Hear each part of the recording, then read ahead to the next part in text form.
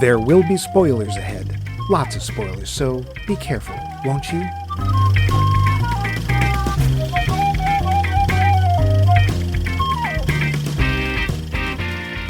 Hey there, honey. What say you and me take a little dance outside? Sure is a purty night out. Shoot, you can see beyond the stars. It's almost blinding, ain't it? Yeah, that's it. Just cuddle close.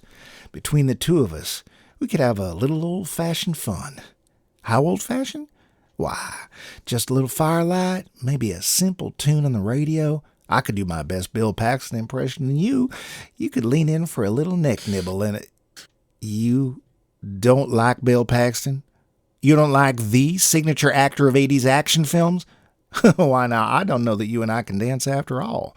Someone what don't care for Bill Paxton. Didn't know there was such a person. Nope, don't think this is going to work out after all. And here I was going to offer you a little taste of eternal life. Wouldn't hurt much.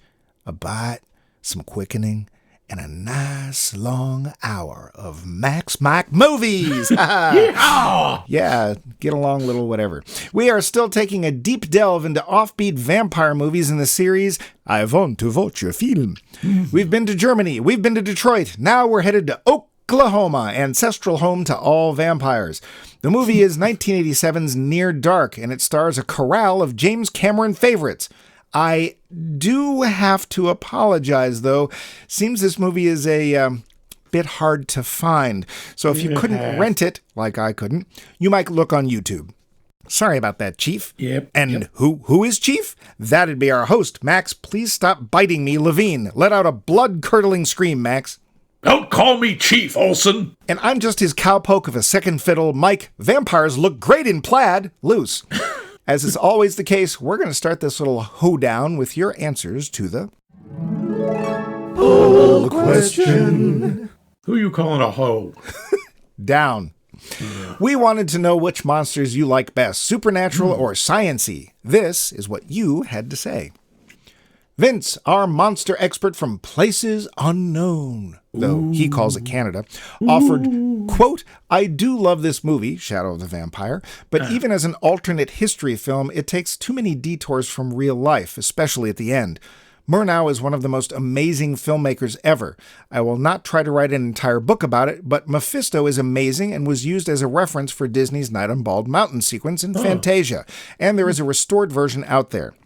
Nosferatu also has a wonderfully restored version on YouTube and for sale through Kino, don't know that one, that looks amazing. His drama, The Last Laugh, will make you forget it's a silent film, and Sunrise has cinematography that modern films don't come near.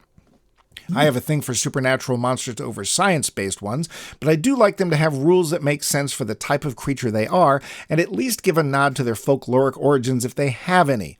Egger's Nosferatu and The Witch take that sort of folkloric detail to a new level, end quote. See our episodes on both those films. And, we weren't keen on what they did to Murnau in that movie either, so thanks, Vince. Yeah. Although, I know he likes Godzilla, and that's science-y. I mean, the word science is in there somewhere. Anyway, somewhere. Sifting through the old mailbag, we have an answer from Bill O'Lading, Max. Bill O'Lading. Thank you. Who wrote, quote, of the two, I prefer fantasy. Magic avoids the, but that's not how science works narrative that sci-fi sometimes gets mired in. I beg to differ. The alien spaceship doesn't fly correctly, or the giant ants would suffocate if they actually grew to monster size, or the flux capacitor doesn't flux right, and, so on. But it's fine with capaciting. Yeah. The fantastical spell or beast or curse works because it's magic! We can't say that. F you! Yeah. You fools! In the end, it all comes down to good storytelling. An audience is willing to suspend disbelief so long as they are rewarded with a captivating yarn and space enough for their own imagination to fill in the gaps, end quote. Well, sounds good to me. Thanks, Bill. Yeah, well argued. Next was Kelly J. Cooper with, quote, so I'm turning this question over and over, and I've realized that I don't care so long as the origin makes some kind of sense, whether it's scientific or supernatural. If they don't wave their hands sufficiently and add a touch of internally consistent lore, I get annoyed, end quote. Consistency. That is a very key word indeed. Very Thanks, important. Kelly. Yeah. Brian Mundo said, quote, As long as they're somewhat realistic, then I like both. Nothing is more of a turnoff than when something is just blatantly impossible, end quote. Like Fifth Element. Well, there you go. Thanks, Brian. Mean. We know he loves it. We do. Steve Kellner.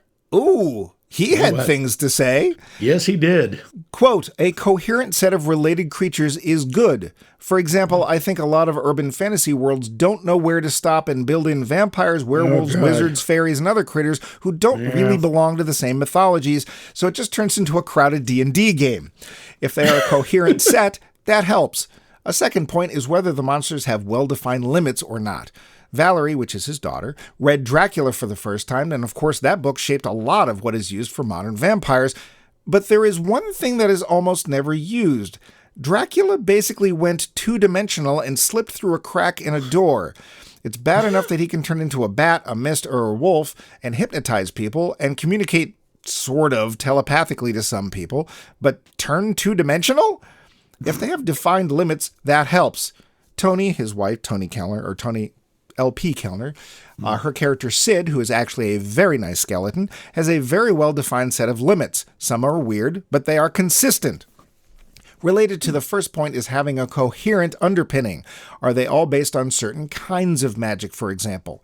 Having said all that, I am fond of monsters that have at least some form of science or pseudoscience involved, like Frankenstein's monsters.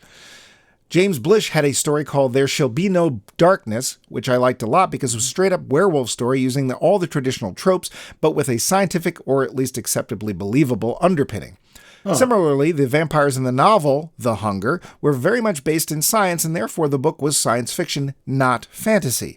The movie, with a screenplay by the same author, interestingly, definitely had magical vampires instead, end quote. Consistency! There's that word again. And a good thing that. Vampires must consistently sparkle. They must consist. Thanks, Steve. Great little essay. Very nice. Nick Hoffman sent, quote, my favorite monsters have always been based in scientific theory. The Thing. Okay. Jurassic Park velociraptors and so on, so I guess that's where I stand.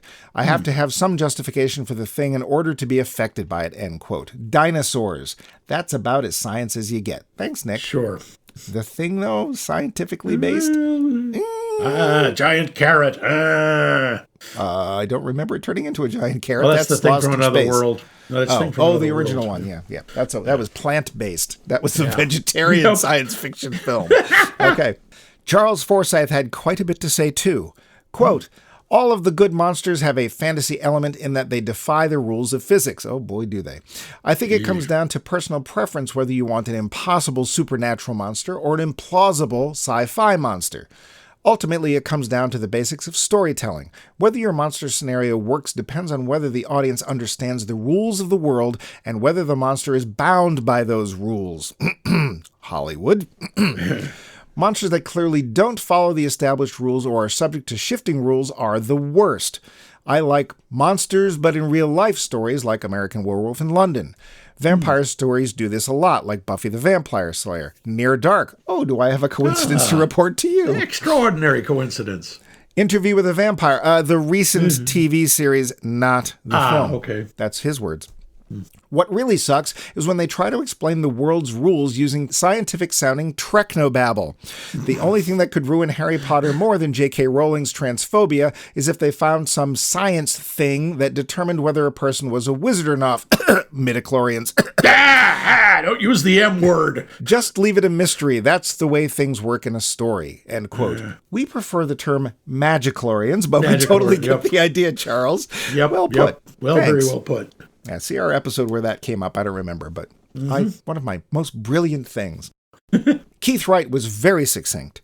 Quote, either, as long as it's a scary monster, end quote. Thanks, okay. Keith. That's fair. Lastly, we have the hot line. Hot line, which is just for Max. Emphasis on hot. Spray that throat, straighten your tie. It's the latest from your little pumpkin bomb, Doris. Ooh, yes. Talk to me, Doris. Talk slow. Hello, Max Mike Movies.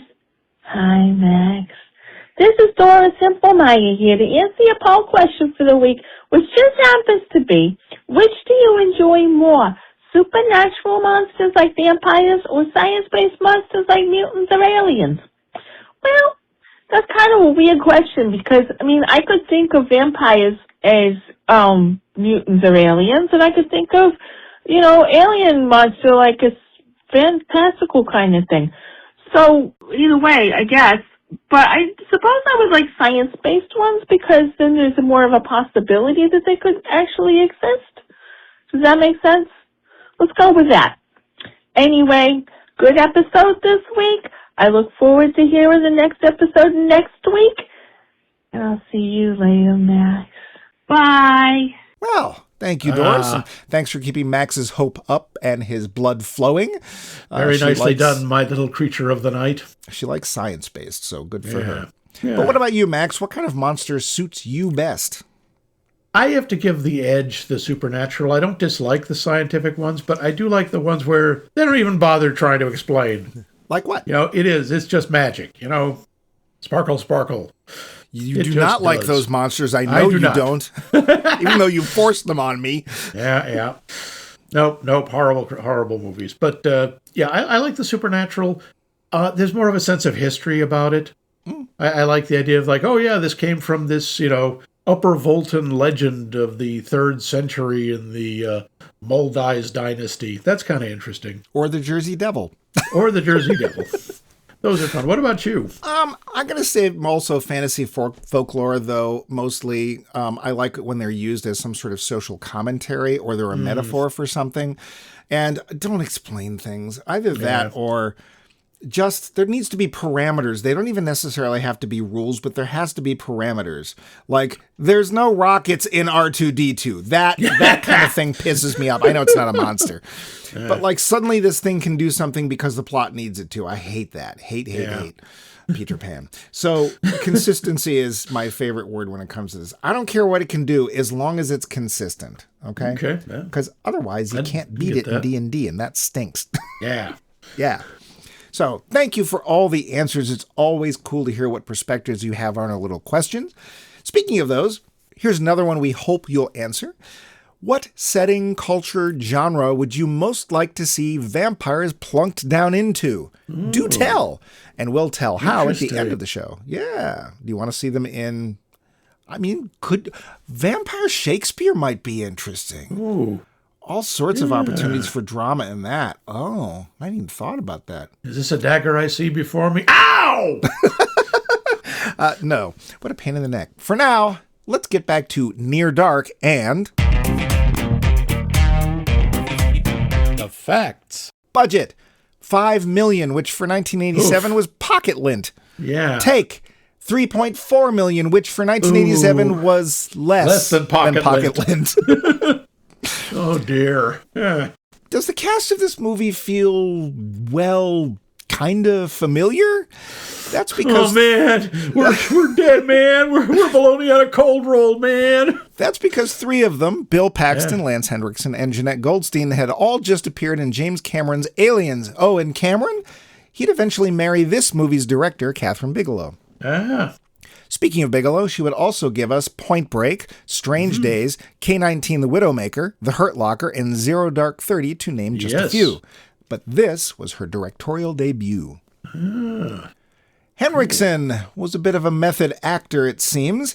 He came up with a whole backstory for his character, deciding that he'd served in the Navy in the Civil War. He then blacked his hair, got fake nail extensions glued to his fingers, which he then broke with a pair of pliers, and went out at night in character scaring locals. What a guy. I'll bet he did. Lance Henriksen, run! Yeah, apparently, yeah. Just like in the movie The Hunger, the word vampire is never mentioned. That's true. Oh, that Bill Paxton.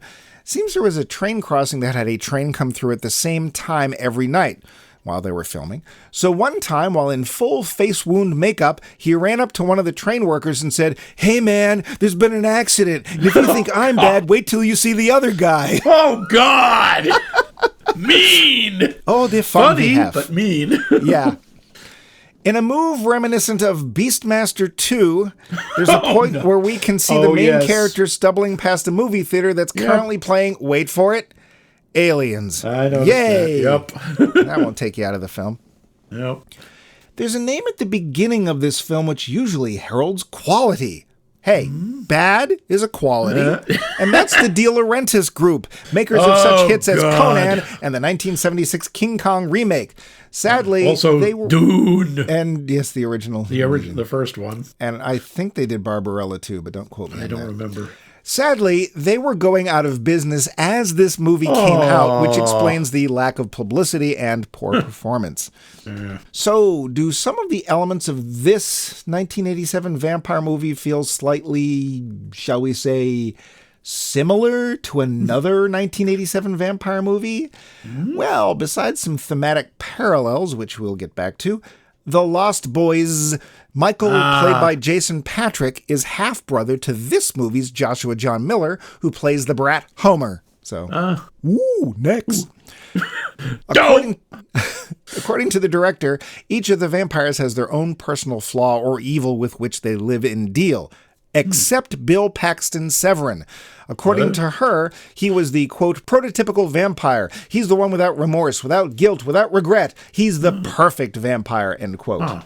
So, yeah. Okay, sure, yeah. Why not? We'll be coming back to Bill Paxton, or F'in Bill Paxton, because F'in Bill Paxton. Supposedly, and hopefully you can corroborate this or not, supposedly the idea that you can cure a vampire by giving them a blood transfusion comes from Bram Stoker's book, Dracula. Yeah, there's some suggestion of that. I think Van Helsing suggests that's one of the ways they bring Mina back. Lucy. Well, also, sadly, this is not the first mix of vampires and cowboys, because, of course, a cowboy kills Dracula in the original book, which I did not believe until I read it. Sure enough, he stabs him with a bowie Suck knife. It, Count! Pretty much, yeah. Yee-haw. I really want that character to be played by Jeff Goldblum. I don't know why. And surely lots more. Unless, Max, do you have any other trivia you know about this film? Not really, no. Well, then let's just get to that plot. It's nighttime in a small Oklahoma town. Caleb, Saul's pink carnation, but with pickup truck, wanders into town to hang with his loser buddies and maybe, just maybe, get lucky. And who should wander by? But May, a pixie-ish out-of-towner who bats her eyes and pretends to look lost. That's all it takes to get Caleb to start sniffing around her for Scooby snacks. He offers to take her on a ride. Scooby snacks. Seriously, that's what it looked like. In the end, the tables turn because May is, in fact, a vampire. What a twist.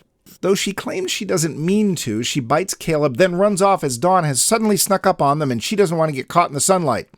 Caleb heads home, not realizing that one bite was all it took. Now he, too, is a vampire. He starts to catch fire. Suddenly, just as he's within sight of home, he's grabbed by a passing Winnebago and pulled to safety by a crew of wandering vampires, May included. Faced with his horrific new future and a cast of ne'er-do-wells, Caleb has to decide how he's going to deal with his new nature. Most of the crew wants to just kill him and be done with it, but May pleads for them to give Caleb a chance, and so they do. Thing is, Caleb just can't bring himself to kill. Doesn't seem to bother the rest of them as they cut a swath through rural Oklahoma and Kansas while Caleb's dad and sister hunt for him. Finally, a chance rendezvous at a dusty motel reunites Caleb and his family, and they zoom off before the vampires can catch them. Because, see, the sun suddenly came up again, as it so often does. Problem. Caleb's a vampire. Solution, a blood transfusion from dear old dad, and jam handy, that does the trick. So everybody lives happily ever after. Not so fast, cowboy, because the vampire Hatfields are not at all done. They show up. There's a showdown with guns and trucks. Can Caleb, basically unarmed and no longer a blood-sucking freak, take down these denizens of the Western darkness? Or will evil prevail? Evil! Oh, come on. It's 1987. What do you think? The film. So, the usual question, Max. Have you seen Near Dark before? I have. I saw it on home video. I did not see it in the theater. I don't think I knew it existed in the theater. Well, apparently there was a problem with the company having just quit. Yeah. What about you? I don't know. The problem is, I remember a scene in the Winnebago with the tinfoil on the windshield, but that's literally the only thing I remember. So maybe Okay. Really left an impact. All right. Huge, like a crater. Mm-hmm. But have you seen it since, do you know? Have you? Nope, I have not. This is Okay. the first time I've seen it in many years. And it wasn't easy. Sorry about that. I would have thought it's hard to find. It's not a huge film, but it's still got a lot of big people in it. It's a vampire film. It's 80s. We'll get back to the whole Lost Boys issue. thing. I don't know. It was strange. I was like, you won't take my money? Really? Okay. Shut up and take my money. But you know who did take money, and that is our cast.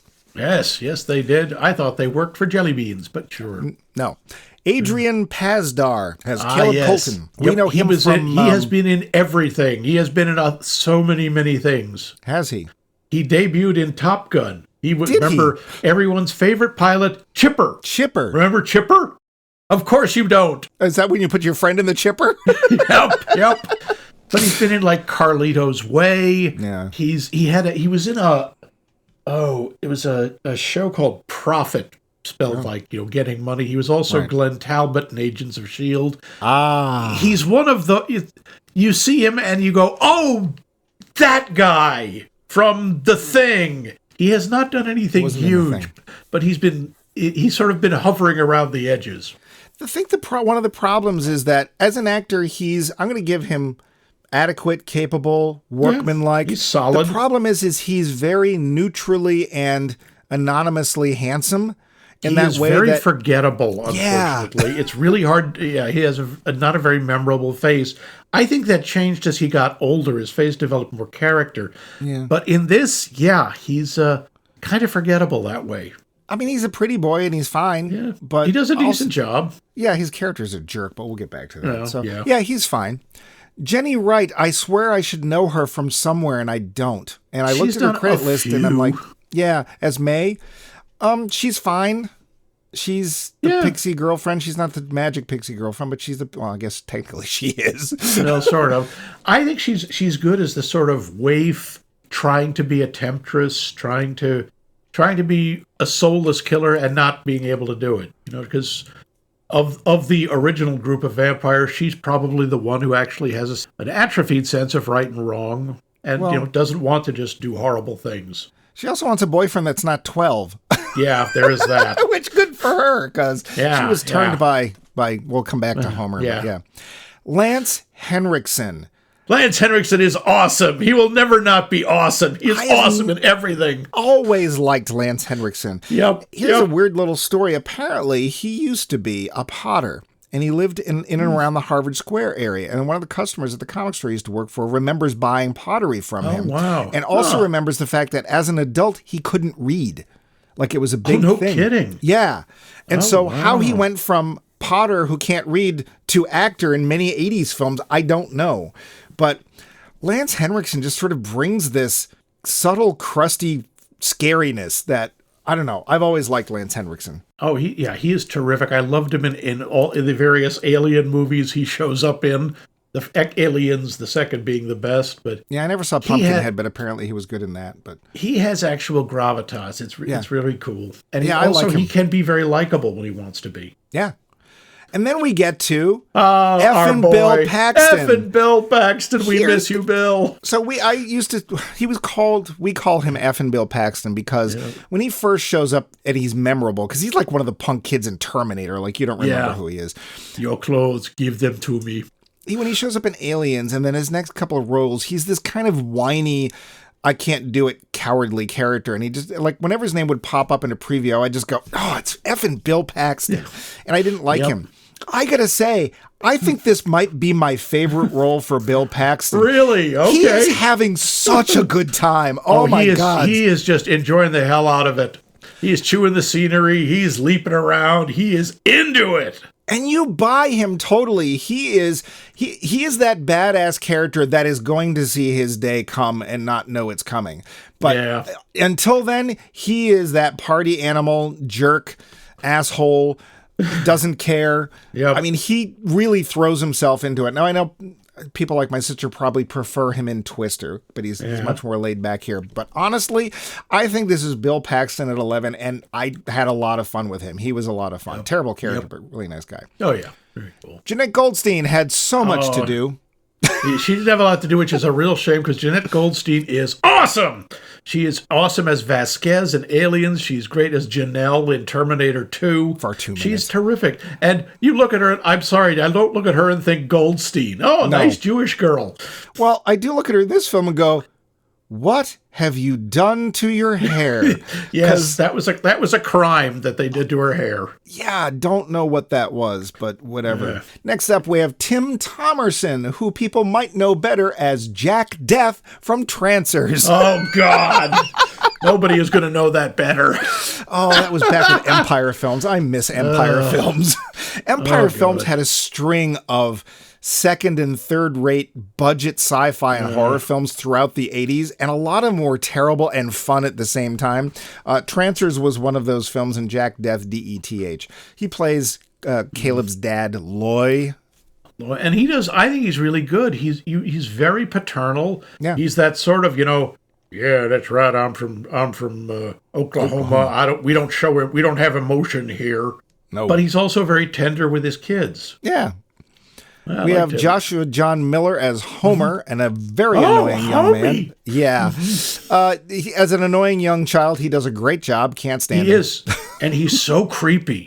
I mean, that's always the whole thing with a child vampire. You see that with Claudia in any version of Interview with the Vampire. The idea that they've been around for God knows how long, but they still look like a child. Yeah. That is just so creepy. Yeah, also there's one point where they're playing cards. They're in a motel, am I kidding? Motel near the end of the film. And they light him up a cigarette. And I have this feeling that the director was like, we're going to light it up and hold it to your mouth briefly, and then that'll be it. And the kid's just like, the hell with that. I'm going to continue to smoke the cigarette. No, they don't, even back in the 80s, they don't use real cigarettes. That may be, but there was smoke coming out of them. Oh, yeah, no, they actually burn stuff, but it isn't tobacco. It's something harmless that tastes awful. Wheelie-deedly? No, not that. You don't want your actors stoned on camera. Tell that to Andrew. No, not Andrew. Not Andrew Garfield. Who's the, you know who I'm talking about. Matthew McConaughey? Well, no, not him, but younger Woody guy. Woody Harrelson? Whatever. Well, Eddie Harrelson, that's like he eats for breakfast, so whatever. Yeah, he does a nice job. The only one I ever want to mention, and it's only because I thought he was somebody else, is Troy Evans as plainclothes officer. I was sure it's like, it's Dr. Giggles, but it's not. No, Troy Evans, he's been in everything. I think the last thing I remember seeing him in was Brooklyn Nine-Nine. He's one of the two old incompetent detectives. I mean, I also got to give a little shout out to Marcy Leeds as Sarah Colton. Because a lot of the time, the kid actors in these things are either bad or mediocre, and she's good. She's believable. She doesn't have anything to do, but she's good. I think some of her actions are a little questionable, but we'll come back to that. It's not her fault. Yeah. So, but then there's a bunch of people, but shall we say they are faceless on IMDb? So we'll leave them faceless here. So my first note is redneck vampires of the Old West. My first is mosquitoes, nature's vampires. So that's the first shot we get. There's a mosquito feeding on him. What? There was trivia about that. That shot took 6 months. You know why? Why? They actually wanted to show the mosquito biting somebody, so they had to make sure it didn't have any, so they actually had to hatch it. Like, they had to hatch it and let it get to maturity before they would do a close-up of it biting somebody. Oh, because they didn't want to be carrying anything like malaria or whatever? Oh, Lord. It's like, wow, okay. Okay, good for you, Catherine, but come on.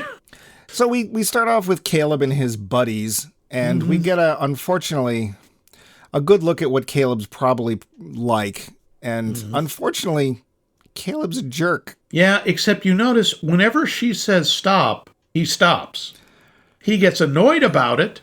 Yeah. He tries to persuade her, but there's never a sense that he's going to force her to do anything. Mostly he just gets confused. But, like, as soon as he goes over to her, I was just, like, hearing Richard Attenborough in the background. The prairie chicken's dance of mating goes something like, seriously, it was like, you sniffing butts? Like, what are you doing? That's where the Scooby snack thing came from. My first thought was, geez, Caleb, how many red flags do you need? I just also... Well, with the timing in this film, we'll come back to the timing, but Caleb just, I don't know, I didn't like him. Like, I just, like, why could you make him nicer or something? Because he's the character that we're going to be following and feel bad for, except I kind of didn't really feel that bad for him. And his buddies were just as bad. I did, except that Initially, no, but as you go along and you realize here is this guy who is consumed by the all-consuming hunger of the vampire, and he won't kill anybody. He refuses to. No, but you get the impression that probably, with the exception of Lance Henriksen, who I think was born killing things, I think that probably all of them didn't really have, or they went through a slight period of, well, I'm not going to do that. Well, I guess I have to, and they just sort of got over it. Even May, she does. Mm-hmm. So, but I mean, he's like, they're telling him, we're going to kill you if you don't do this, and he still won't do it. Yeah, which is fine. I mean, because but I think also to be fair, if I'm going to be really objective here, part of this is my 2020s persona watching an 80s film. And that wasn't the predominant feeling back then. I'm sure nobody thought twice about it back then. It's like, well, of course he sniffed around for some. What else would you do? I mean, Well, it's not like there's a lot else to do in that, when he tells the guy in the bus station where he's going, his hometown, they're like, where the hell's that? Well, and as soon as he asks the guy for money, and the guy gives him this look, it's like, oh, this isn't going to get really ugly and weird, is it? Are we going to go into the men's room and something we don't want to happen is going to happen? Yeah. And then he's like, no, I'm a cop. And then he asks for the money again, and the thought came back, this isn't going to get ugly and weird. Is it something that we don't want to happen is about to happen? He's like, no, the cop gives him the $3. Yeah. So, whatever. I will say, though, that I really early on, my third note is kind of like the opening to The Lost Boys, which did come out 2 months earlier than this. That being said, 2 months isn't really enough time to make a big change in your movie. By then, it was already done and just awaiting release. But still, it is a big coincidence that we have two vampire films coming out in the same year that are, they have a similar smell. Let's put it that way. Yeah. And how about that soundtrack? I love Tangerine Dream, and I don't know why it works, because the visuals of like Oklahoma and Kansas and Tangerine Dream, a German synth techno band, kind of don't work. But peak 80s. It was music is so 80s. Oh God! I mean, they're the ones who did the soundtrack to Risky Business, which had come out a few years before. Yeah.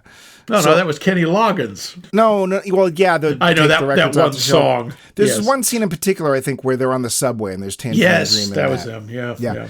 So I actually liked it. In a way, it shouldn't have worked, but it was actually very cool because, the visuals did not make sense. As soon as I see the vampires start doing their thing, all I can think of is, don't play with your food. Yeah, but that's exactly what they're doing. Yeah, and then we get Homer, and it's like, well, now we have the kid, just like Laddie and the Lost Boys. So except this isn't a kid. He just looks like a kid. Well, do we do this now or do we do it later? I guess we can do it Shoot him now! Shoot him now! Well, so this is a different take on the vampires. Yeah. Okay? We have rules that have been established, which become very fluid depending on which film you're watching. Yeah. And here we have a bunch that the director, Catherine, what's her name? Bigelow, specifically wanted to avoid. So she didn't do anything with mirrors. So there's not a single mirror or talk about the reflections. There's the cross is actually on the butt of one of the guns of the vampires. So she's trying to show that that's not a thing. That doesn't she also do anything. said, I didn't want silver bullets to be an issue. And it's like, that's werewolves. Why do people keep getting that one wrong? I don't get it. I don't know. Because in some myths, silver is dangerous to vampires. Yeah, but like the bullet can't be a thing. Well, guns have been around a lot longer than that. But anyway, what did you think about their take on vampires? Because it seems like the only thing that really bothers them is sunlight and, I guess, fire. I thought it was all right. I mean, I kind of like that they didn't sit down and go, all right, now I will explain the rules of vampirism to you, the new vampire, because that's usually what happens. Well, there's a little bit of that. Not as much as there could have been. The other thing is, I thought it's interesting that they don't know they're vampires. They don't know the word, which I have to say, given how old some of them are, doesn't make any sense. I don't know that they don't know it. They just don't say it. I guess, except he asks her, what are you? She says, don't rightly know. I suppose. They don't know. Either she doesn't know or none of them know. We don't know. Which is a weird choice because originally the people making this film wanted to make a Western, but Westerns weren't popular then, but vampire films were. So why are you leaving out the very name of the thing that you're trying to make? But, I mean, it didn't bother me. It just was weird. I don't know why not mention it. I kind of like it. They toned down a lot of the vampires. The idea is they take away a lot of the weaknesses, all the church-based stuff, the garlic, but they also take away most of the superpowers. True. They're strong and they're hard to hurt, and that's it. Yeah. They can't fly, they can't turn into things, they can't hypnotize people, they're not super fast. But we don't know if they're undead or not, because at one point when we see them, quote-unquote, sleeping, we very much hear them snoring. Yeah, they do actually. Well, they always talk about vampires slumbering, but it's always more like torpor, like a snake. Yeah. Well, and of course, I mean, there's supposed to be ways that they can trick you into thinking they're alive. Hey, I'd rather they snore than sparkle, okay? Yeah, I can see that. But I know... And this is going to run into one of the issues I had with the film, but I think there was room there to do something potentially interesting. So we know that Lance Henriksen's character is from the Civil War. Like, he says he fought in the Civil War. So he's been around for over 100 years at this point, well over 100 years. And obviously wasn't young when he got turned, if that's a thing. Yeah. Maybe these vampires do age over. I don't know. We don't know. We don't know. Homer's still a kid. Well, but we don't know how long he's been a vampire. We don't know how old he is, yeah. All we know is that May has been a vampire for 4 years. Yeah. And that, Homer turned her, which is not at all weird and creepy, but there you go. Uh-huh. However, I do take issue with the... If you bite somebody and then run away, they turn into a vampire because... Yeah, really fast. Yeah, like instantly. There's no blood exchange. There's none of that. It's just nip. Vampire. It seems to me that there would be a lot more of them around if that was what all it took. So it feels like there are not so much rules as we're specifically not using some of the rules. But I also think that there might have been some cool stuff if, like, these are, like anything else, there's like a watering down over the ages. What if this is, like, vampirism used to be an amazing thing. You could live for 10,000 years, you could fly, you could turn into stuff, but as you make new ones and they make new ones and they make new ones, the powers diminish over time. I thought there could have been something really interesting. That could have been interesting, yeah. Something about, because we don't see that Jesse is, like, more powerful than any of the others. No, just more experienced. And honestly, he's Lance Henriksen, so he wins. Yes, he is. He is. Don't you hate it when it's just like you've got two more or less equally powered people, and you just look at one of them and go, now he's winning. Yeah. Just look at Lance Henriksen and go, yep, you've already lost, man. It's Lance Henriksen.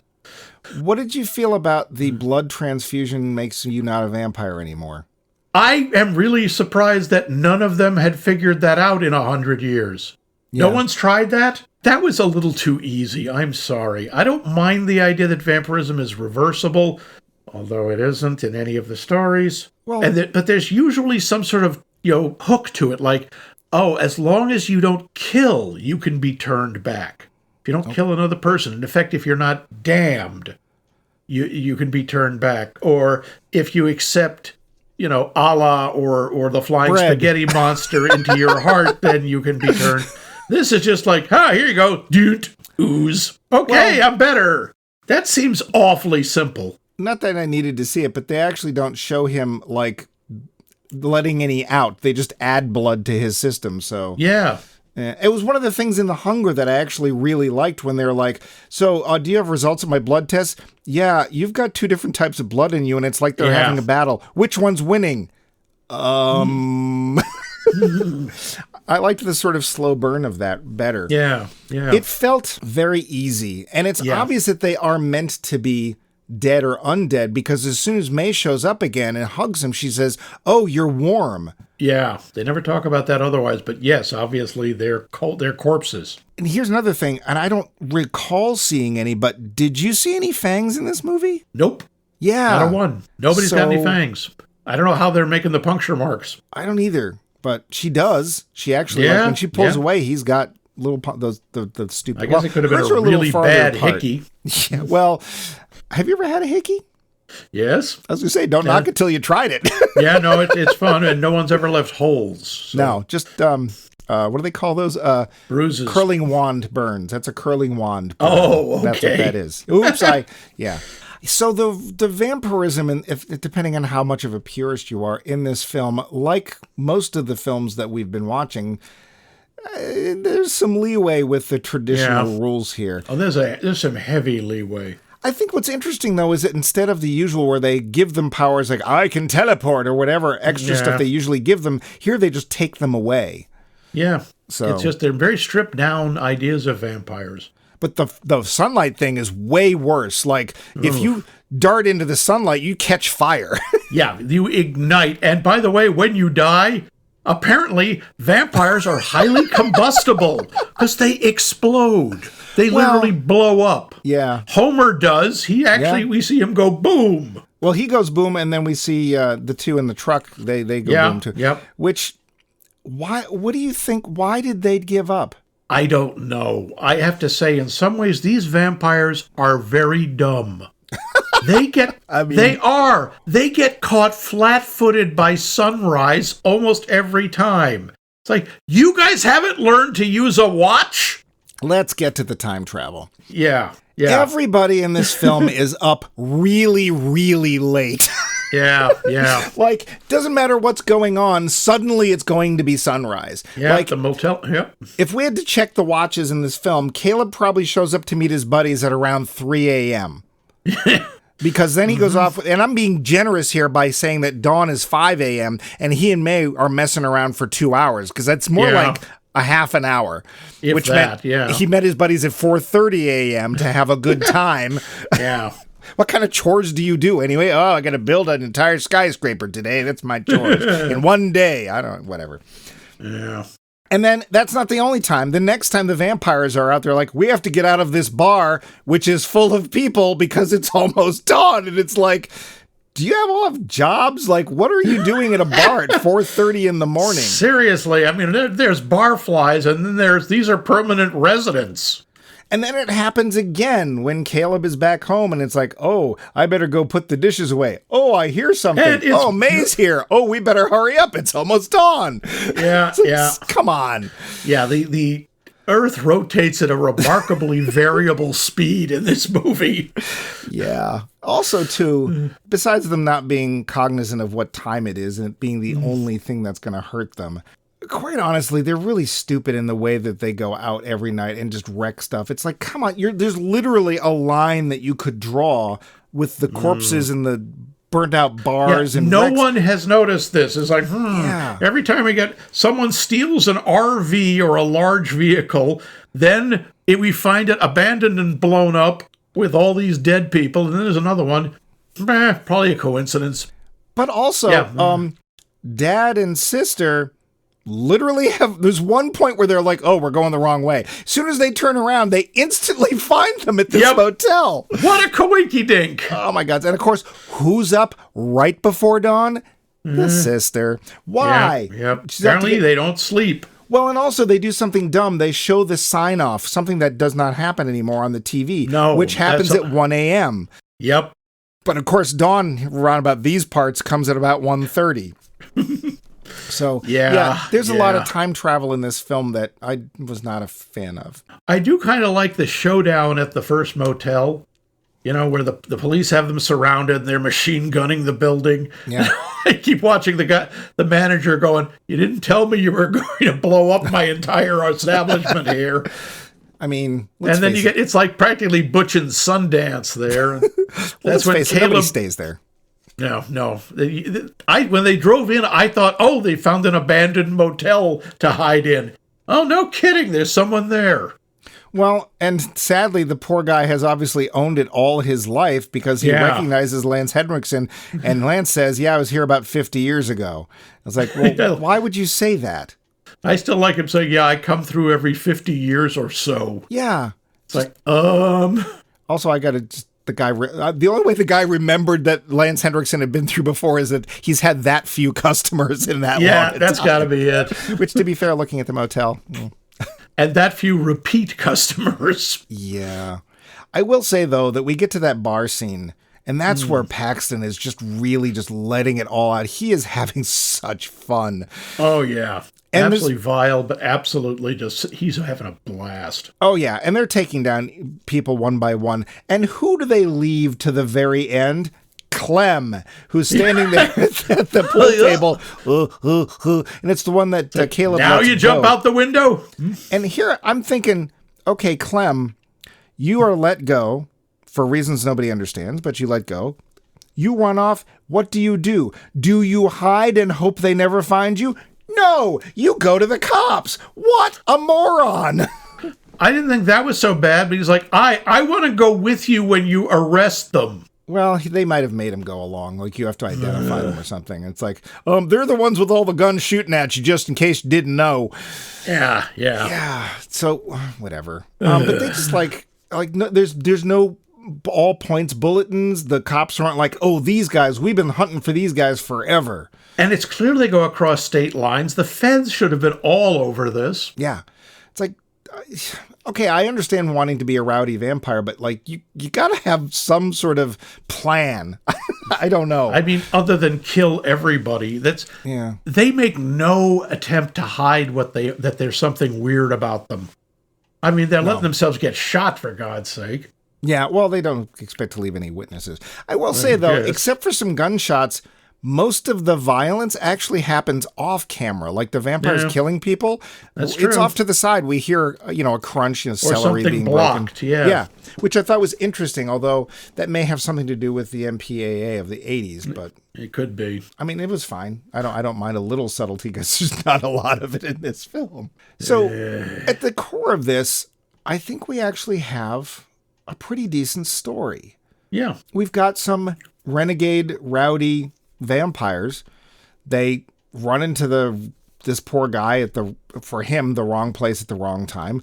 Honestly, she was out fishing. Let's face it, she was fishing. Yeah. Oh, yeah. And we have him get taken in, and he's the wrong guy for them because he doesn't want to be a vampire, the whole thing, and eventually brings them down. The problem is that I think that we didn't think the story through as well as they might have. Yeah, I think so. There are a lot of details that would have helped. Now, can you think of any details that might have helped you with the story? Because I'm not saying the film's bad, and of course it's an 80s action film, and it's got Bill Paxton and Lance Henricksen. Yeah. But story-wise, are there any things that you would potentially rewrite or add that would make it better? I would like just a little more background on the other vampires. How old are they? Where are they? Are they all from the same region? Mm-hmm. I mean, do they just not? How big's their territory? Have they run into other vampires? I mean, why don't they use the word? We don't even know anything about Caleb. Apparently, his mom, Mrs. Death, Jack's wife, has died. Yeah. And his sister mom syndrome. His sister, who is about 15 years younger than he is. I'm going to give maybe it that 10. Caleb's probably like in his early 20s, so she's probably 10 years, but that's still a stretch for two kids. And his dad, I guess, is he a veterinarian? Yes. Or okay. That's why he has all the medical stuff in his truck, and we see the veterinarian truck earlier on in the film. Oh, right. But of course, you can just leave your business and go looking for your son. Sure. What about you? What details do you think the movie could have used to flesh it out?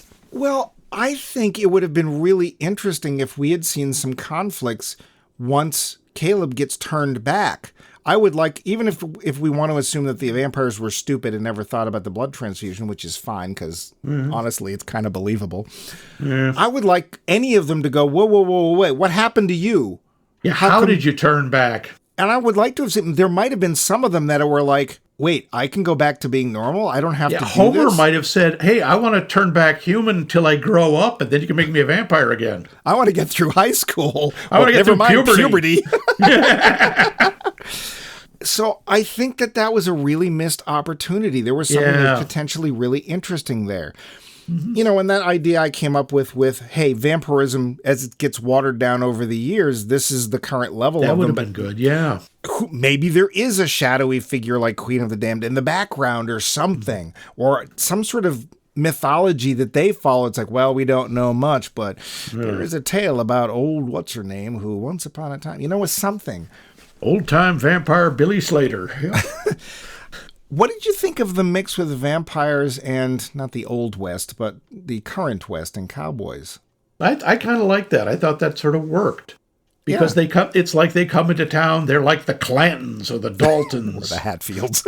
Or the Hatfields. No, that's not Western, that's hillbilly. Well, yeah, But yeah, now they come in like, we're here we're aiming to stir up some trouble. Where's the marshal? Pew, pew, Only pew. we're vampires. I'm a cowboy. Pew, pew. Yep. Pew, pew. Howdy. I like that. I think it's an interesting blend.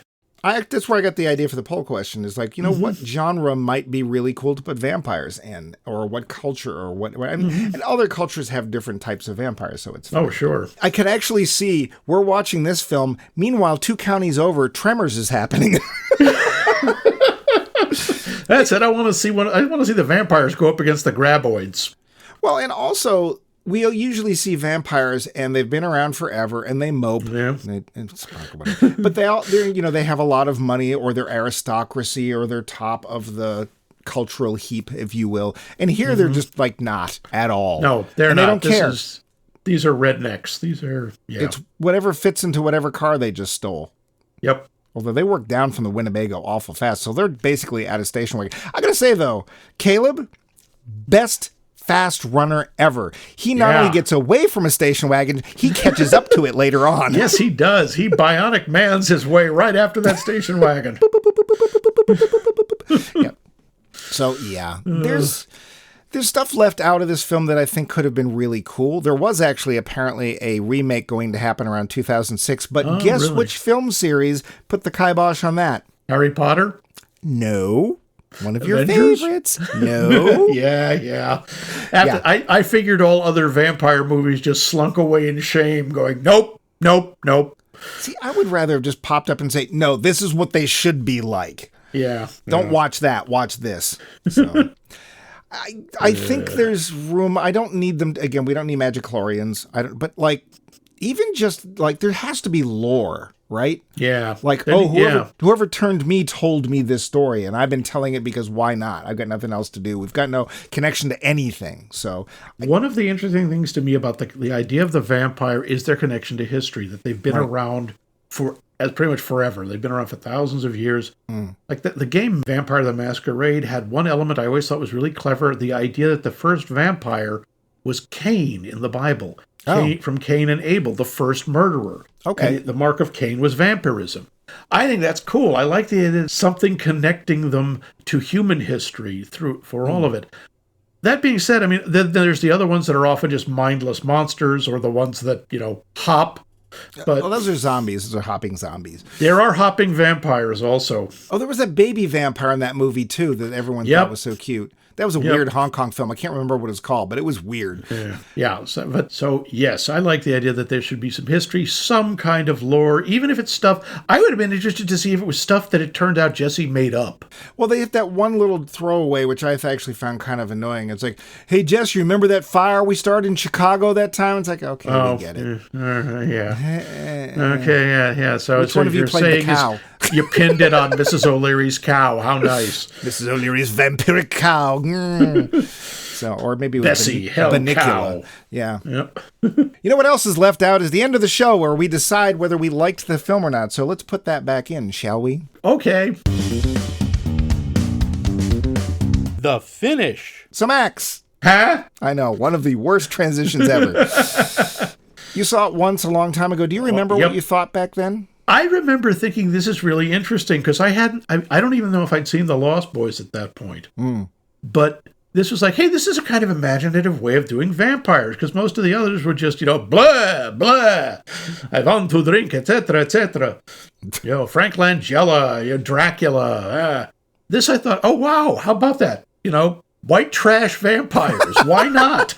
I mean, why not? I think that's cool. Yeah.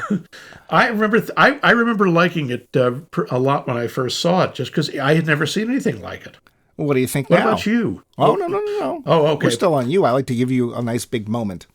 I still think it's interesting. It's just I noticed the flaws a lot more, and I really believe this would be a freshman attempt from a director. Yeah. There's just stuff. I mean, the pacing is good, I think. I think it moves along very well.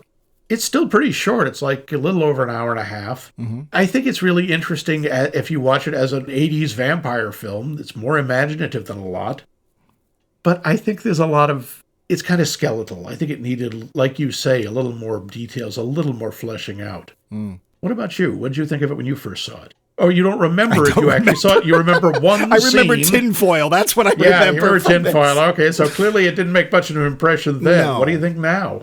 I think that it feels kind of like these actors were all waiting around together for the next James Cameron film, and they felt they might as well do this. It's It has potential. I think it really does. It has a couple of interesting ideas that just aren't expanded on, but which we just expanded on in our show that we made up in the last hour, which would have made a better film. It's an 80s action film. It was being made by a company that was literally going out of business as the prints were drying. Yeah. I think it's okay. I didn't feel like the direction was in any way bad. It does move along fairly well. I think it's mostly the screenplay, which I think she actually co-wrote. So I guess we can kind of... yeah, she did co-wrote it with somebody named Eric Red. Sorry. Yeah, it could have used another pass. And for that, I think I probably will give it a pass. If you haven't seen this, it's not bringing a whole lot new to the table. It's bringing some flavor that's not generally there, and which in some cases is kind of fun. Again, if you like Bill Paxton, I don't think I've ever seen him have so much fun in a movie. He is just really going all out, and good for him. He's fun to watch. He really is in this. Lance Henriksen is suitably nasty, as he always is. We don't get to see enough of Jeannette Goldstein, but, whatever. No, so, that she was wasted. It's okay. I would probably give it, maybe I'll be nice and I'll give it a C+. I'd give it a C+, B-. Yeah. Yeah. If you haven't seen it, you're not missing that much. But if you like vampires, especially offbeat vampire films, which is what this whole series is about, why not take a look if you can? I think it is up on YouTube, but otherwise, apparently Hollywood doesn't Pretty want hard you to find. Yeah. But you know what Hollywood does want you to do, and that is answer our poll question. They are desperate for you to answer. We get letters all the time. We do all the time. What we'd like to know is what setting or culture or genre would you most like to see vampires plunked down into? How can they tell people? How can they tell people, Mike? You haven't told them how to tell people. They need to know! If you'll shut up, I'll tell them. Never! I've noticed that. So first off, you could email us directly at us@maxmikemovies.com. Send us an email about the poll question. You could send us an email about a series idea you have, or perhaps a film that you thought should be included in an existing series, or maybe we'll come back to something. You never know. Give us some feedback, things you like about the show, things you don't like about the show. You can also go to our website, which is maxmikemovies.com, where all of our movies are there and episodes are separated out. There's a search function.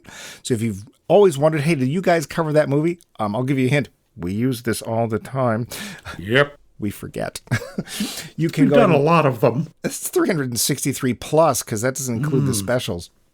You can go and find everything you need to there. Again, that's maxmikemovies.com. If you would like to answer us on social media, we have accounts on Facebook and Bluesky and Mastodon. All of those places we are Max Mike Movies. And lastly, but not leastly, we have our hotline. You can call us and leave a missive, just like Doris does, a little date tempting for Max every week. You can call us at 617-398-7266. That number again is 617-398-7266. But we still got a couple of films to go in this seasonally appropriate series about vampires. Remember, Vampire blood bells, is red, vampire bells. and red and green are Christmas colors. So exactly. Speaking of which, we have a holiday coming up next week, so there will be no episode next Monday. I'm sorry for that.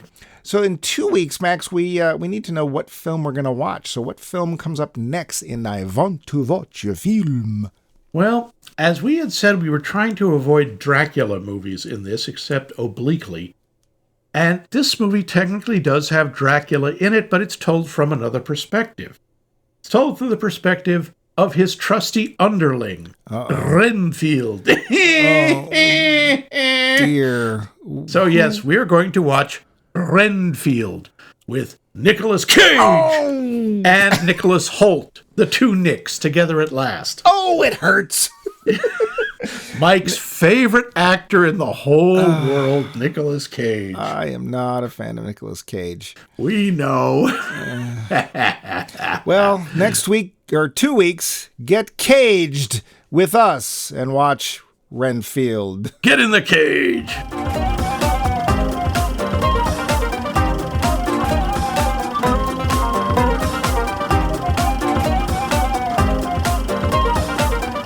This has been a co-production of The Voice of Max and The Movie Wrench.